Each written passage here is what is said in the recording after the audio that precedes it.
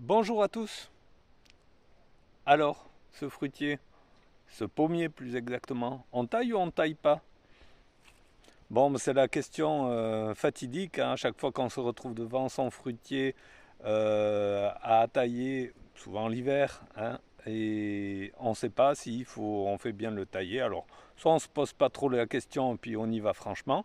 On essaie de faire comme tous les formateurs qu'on voit sur YouTube ou que vous avez vu en formation, ben, on y va franchement, on coupe de tous les côtés et on est satisfait. Bon, dans le meilleur des cas, on fait attention aux organes fructifères, on ne les coupe pas et voilà.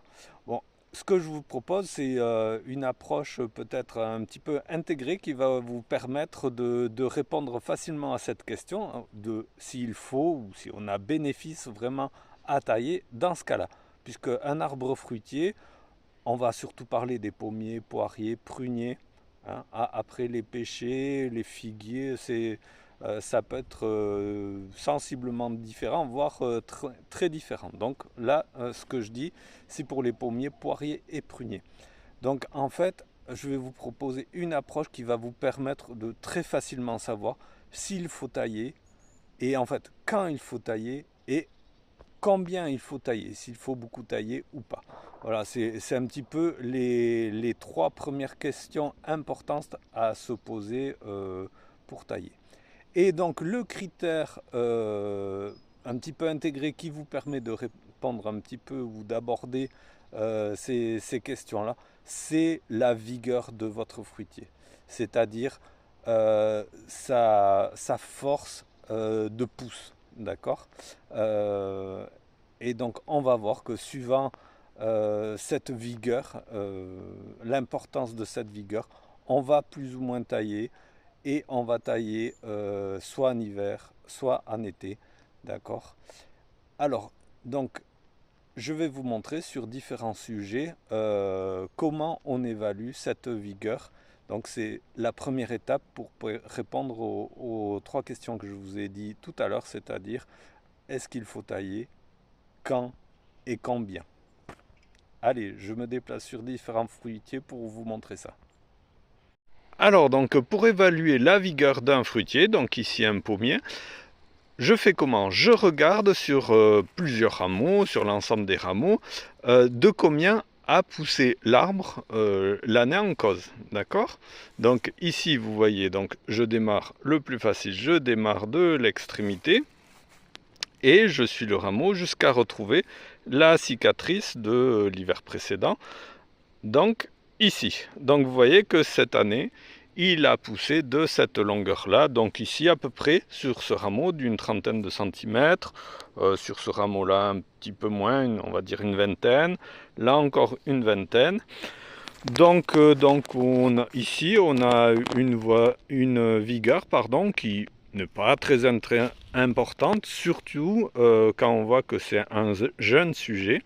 Hein, donc ici, on est sur des sols sableux, très pauvres. En plus, cette année, on a eu un manque d'eau assez important. Bon, j'ai réussi à l'arroser un petit peu. On n'a pas d'arrosage automatique dans cette zone, mais il a eu quand même un peu d'eau par mes soins.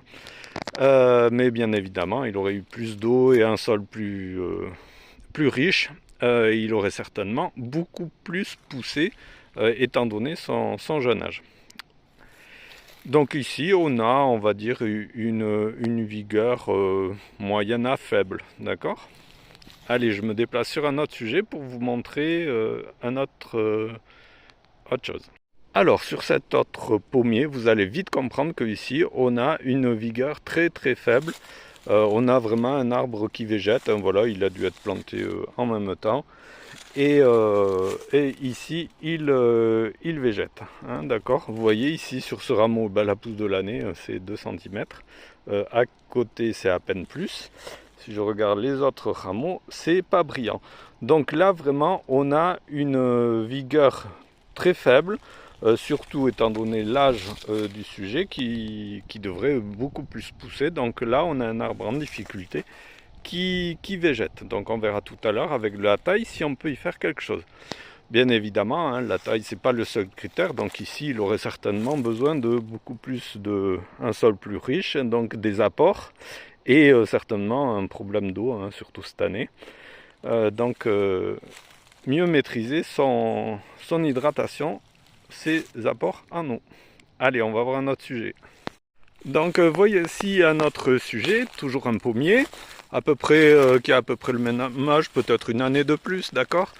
Et ici, si on regarde la vigueur, donc je repère une branche et vous voyez que de l'extrémité jusqu'à la cicatrice qui se trouve ici, d'accord. Là, vous allez mieux la voir. Voilà, on est ici. Donc ici, on a une cinquantaine de centimètres. Et donc sur les différents rameaux, on a 50 voire plus de croissance sur l'année. Donc on a une vigueur, là vous voyez, qui est plus forte. Bon, quand on sait que c'est un sujet encore relativement jeune, hein, qui a commencé à se mettre à fruit, là vous voyez qu'on a au milieu des petits organes fructifères qui commencent à apparaître. Mais dans ce cas-là, la vigueur, bon, elle peut, étant donné le secteur, hein, sur sol pauvre, bon, bah, c'est plutôt satisfaisant. Voilà, donc ici, une vigueur plutôt moyenne. Alors ici, encore un autre exemple de pommier. Bon, on voit pas très bien, on commence à être un petit peu en fin de journée, on est à l'ombre. Mais bon, si je me rapproche, vous pouvez voir que sur ce vieux pommier, effectivement, la croissance annuelle, c'est 1 ou 2 cm.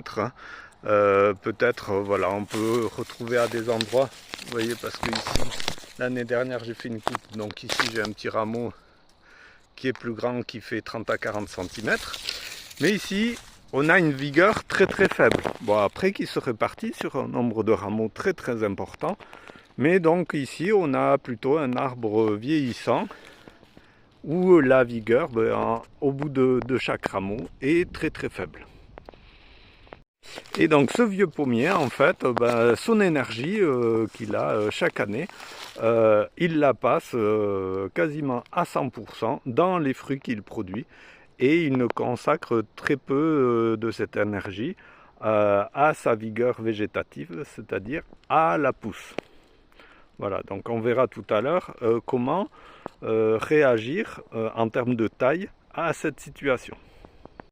Alors, pour vous montrer des exemples de sujets à vigueur, donc qui ont une vigueur plus forte, je change d'espèce fruitière. Ici, je vous montre un poirier. Là, ça devient un peu difficile, mais là, par exemple, je vais vous montrer donc cette pousse de l'année. Donc là, ici, on a le bourgeon de l'hiver précédent, et vous voyez que cette année, ça a poussé ici d'un bon mètre. Et donc si on regarde l'ensemble des rameaux qui sont assez nombreux, hein, on a un minimum de 30-40 cm de pousse à chaque fois. Donc ça, c'est un arbre plus âgé qui a déjà commencé à produire depuis quelques années. D'accord, donc ici on a une vigueur plutôt forte. D'accord. Allez, je vous montre un autre exemple de vigueur forte un peu plus loin. Alors ici un autre exemple, donc encore une autre espèce fruitière, c'est un prunier, d'accord, où ici j'ai une vigueur très forte, hein, dès le début, dès qu'il a été planté, il s'est mis à pousser très fortement, et donc là on a des pousses annuelles assez importantes. Voilà, donc un autre exemple de vigueur forte, voire très forte. Hein, on a souvent ce cas-là chez les pruniers. Donc voilà, au travers de ces quelques exemples, je pense que vous avez bien compris, hein, comment on peut évaluer la vigueur d'un arbre fruitier, donc pommier, poirier ou prunier. Ça marche aussi avec les autres arbres. Donc vous avez compris, et vous voyez, c'est relativement facile, hein, dès qu'on sait repérer la pousse de l'année. Après on évalue sa longueur sur la quantité de branches qu'il y a, et ça vous donne une idée de la vigueur de la pousse de votre arbre. Alors maintenant qu'on a évalué cet aspect, qu'est-ce qu'on va faire de cette évaluation? Donc vous imaginez bien, un arbre qui a une vigueur très faible, c'est pas souhaitable, hein, parce qu'effectivement il va végéter, et il va s'affaiblir, il va devenir vulnérable aux maladies, puisque s'il a une plaie ou comme ça, il pousse très peu, donc il va mal cicatriser. Donc on va dire, hein, il est plutôt sur une pente descendante qui risque de l'amener à la mort, hein, la mort du sujet. Donc c'est pas du tout souhaitable. Des vigueurs plus fortes, déjà l'arbre se porte mieux. Et en fait, une vigueur pas trop forte, ça va être assez idéal en termes de fructification, puisque ces arbres-là, les pommiers, poiriers, pruniers, ont besoin d'une vigueur modérée pour que les boutons végétatifs se transforment en boutons à fleurs. D'accord? Ce qui ne veut pas dire que un arbre plus développé avec une vigueur forte ne va pas faire de fruits, hein, d'accord, surtout s'il est en pleine phase de maturité. Mais si on fait le lien avec son stade de développement, un arbre jeune qui a beaucoup de vigueur, sa mise à fruit, elle va être un peu plus tard, d'accord? Et également, donc, un arbre vieillissant, il peut avoir, on l'a vu tout à l'heure, un arbre assez âgé, il peut avoir une vigueur très faible et toute son énergie va passer à faire de fruits et c'est pas forcément souhaitable non plus, d'accord? Parce que ça met l'arbre quand même en danger et il peut vieillir prématurément et décéder prématurément. Du moins, on peut allonger sa durée de vie. Et donc des vigueurs très fortes, hein, donc je l'ai dit, sur des sujets euh, d'un jeune âge, une vigueur forte, ça retarde la mise à fruit, hein, puisqu'il faut avoir une vigueur modérée pour se mettre à fruit. Donc vous l'avez compris, pour nos fruitiers, il faut viser une fenêtre de vigueur assez moyenne, d'accord?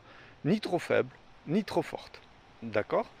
Euh, Puisque la mise à fruit sera favorisée par une vigueur moyenne à faible, d'accord?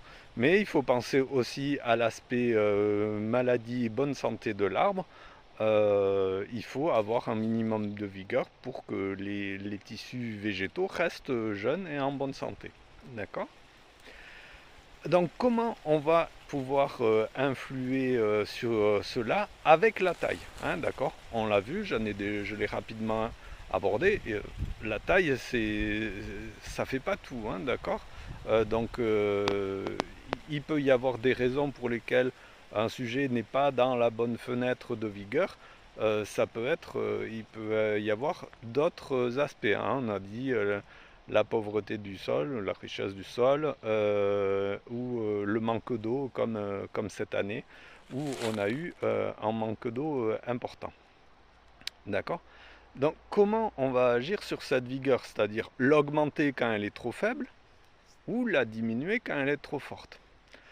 Essentiellement avec la taille, hein, je viens de le dire, il y a d'autres façons d'agir sur la vigueur, hein, tout simplement arroser quand il manque d'eau, hein, d'accord?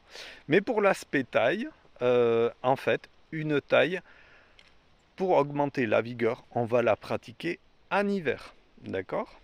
Et à l'inverse, pour réduire la vigueur d'un sujet, on va tailler en été.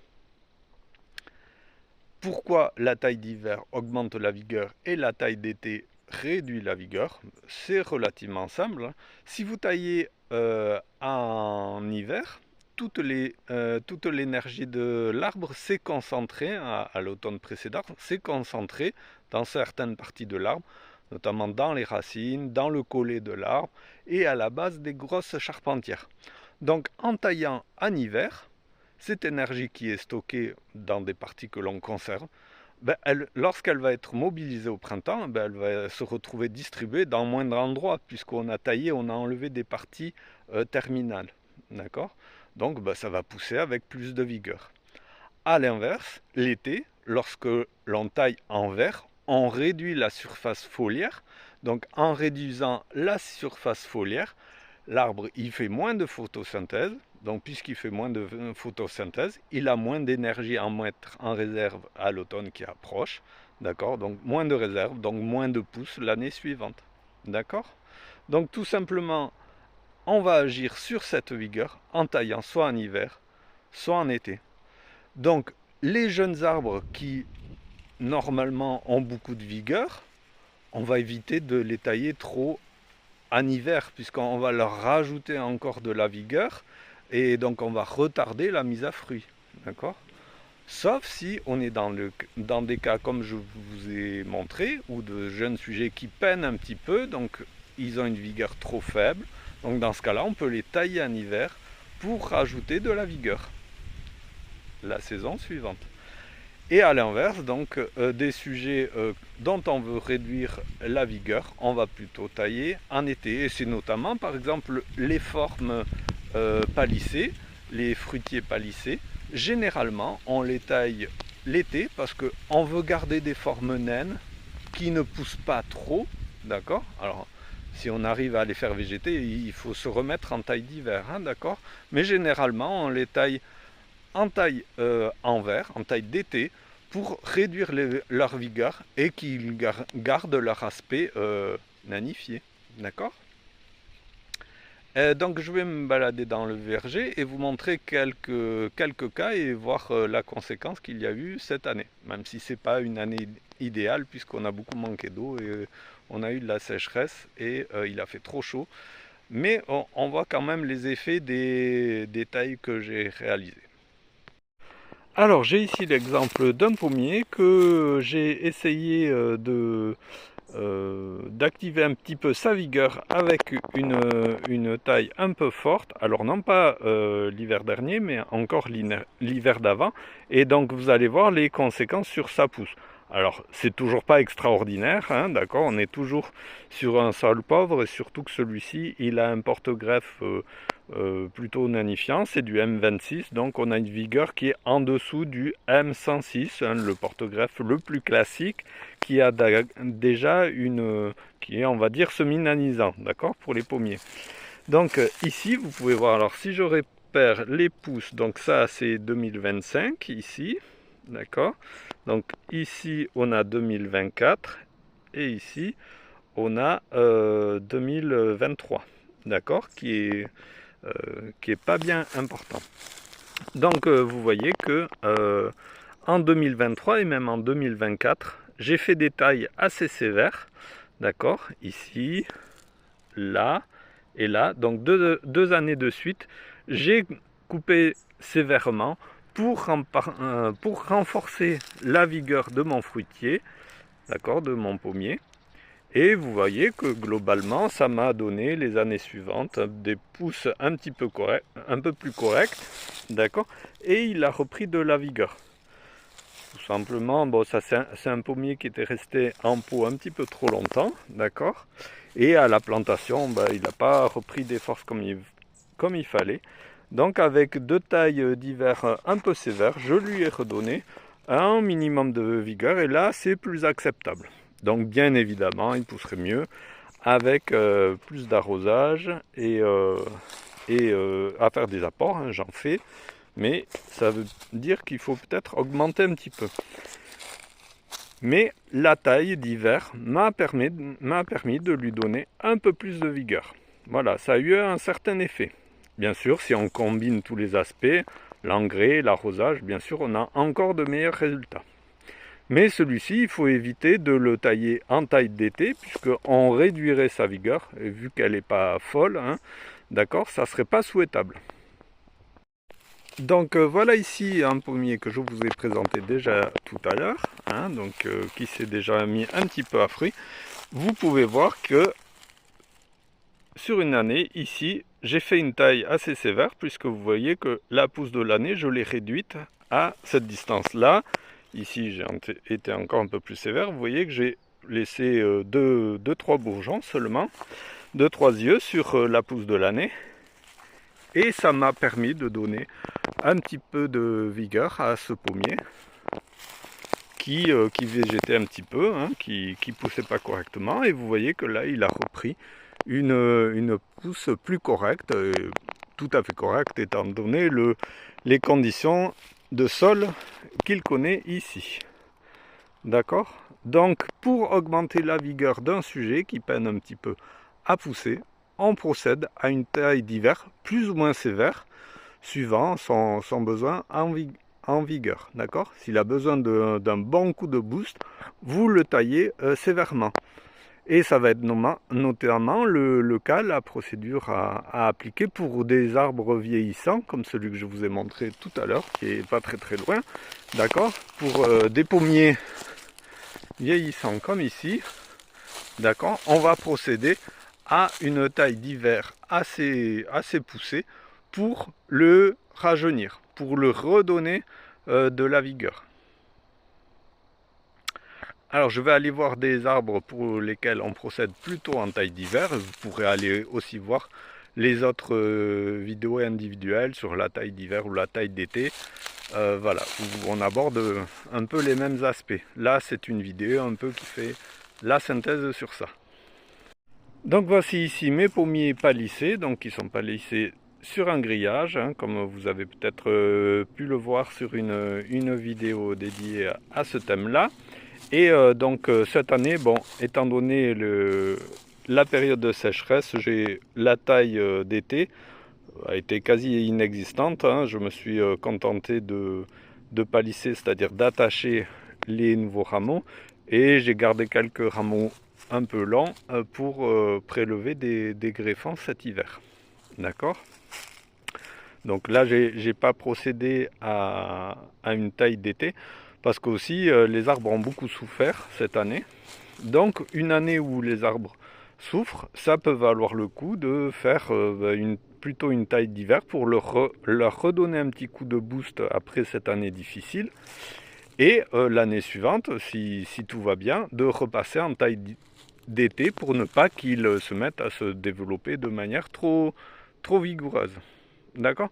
Donc c'est à vous de jauger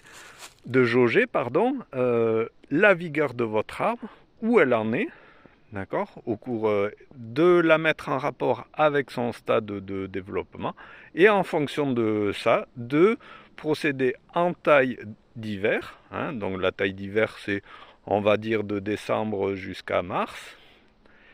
On évite les périodes de gel intense, d'accord? Ou sinon, si vous voulez réduire la vigueur, vous travaillez en taille d'été. Et la taille d'été, on procède comment? On taille la première fois environ au 15 juin, d'accord? Pas avant. Et ensuite, on peut procéder tous les mois, donc le 15 juillet, le 15 août et le 15 septembre, la dernière taille si nécessaire. D'accord? On peut le faire également en 2 fois, mais pas avant le 15 juin, donc entre le 15 juin et le 15 septembre. Voilà, donc l'idée de tout ça, donc voilà, si on reprend un petit peu la synthèse, vous regardez la vigueur de votre arbre, d'accord? Si, et en fonction du résultat, si c'est faible ou fort, vous allez essayer de vous ramener à quelque chose de moyen, d'accord? En procédant soit en taille d'hiver, soit en taille d'été. Et donc, en fait, cette réponse est, donc, on a répondu à la question, est-ce qu'il faut tailler? Oui ou non? Parce que si la vigueur est tout à fait moyenne et correcte, bah, vous taillez pas, hein, c'est pas forcément nécessaire chaque année, d'accord? Et si elle est trop faible, vous taillez en taille d'hiver. Si elle est trop forte, vous taillez en taille d'été, d'accord? Et la dernière question, donc on a répondu au s'il faut tailler, quand il faut tailler, et la dernière question c'est combien il faut tailler. Donc si c'est vraiment très fort, vous allez beaucoup tailler en été. Si c'est vraiment très faible, vous allez tailler beaucoup en hiver. Et vous l'avez compris, si c'est juste faible, il faut donner un petit peu, vous allez tailler un petit peu en hiver. Et si c'est un peu trop fort, vous allez tailler un petit peu en été, d'accord? Et si c'est moyen, s'il y a vraiment des choses à tailler, en gros, vous taillez quand vous voulez dans ce cas-là, d'accord? Ou quand vous pouvez, parfois c'est comme ça. Voilà, donc j'espère que vous y voyez un petit peu plus clair. Et donc ensuite, en fonction de savoir comment tailler, là c'est une autre question. Donc là, vous pouvez aller voir les autres vidéos sur la taille en verre, la taille d'hiver, etc. Là, on va vous dire comment tailler. Mais voilà, j'espère que cette vidéo vous aura permis de répondre aux questions de s'il faut tailler, quand il faut tailler et combien il faut tailler. D'accord? J'espère que ça vous a plu. N'hésitez pas à vous abonner à la chaîne pour voir d'autres vidéos. N'hésitez pas à réagir dans les commentaires et à poser des questions. J'y répondrai avec plaisir. Et donc pour conclure, pourquoi je n'ai pas parlé de pêcher? Parce que les pêchers ils réagissent un petit peu différemment, c'est-à-dire qu'ils peuvent bien fructifier même avec une vigueur très forte. Donc là, on va procéder un petit peu différemment pour les pêcher et on va tailler plutôt en fin d'hiver, d'accord? Donc là, il faut voir, je ferai une vidéo plus spécifique pour eux. Et également, donc pour les figuiers, c'est également différent puisque eux, ils ont également besoin, eux par contre, ils ont vraiment besoin de vigueur pour bien fructifier. Mais ils vont réagir de la même façon à une taille d'hiver, c'est-à-dire que la taille d'hiver va leur donner de la vigueur. Donc on va plutôt les tailler en hiver. Sauf s'ils sont trop grands, hein. Il y a toujours des exceptions. D'accord? Allez, merci beaucoup, à bientôt.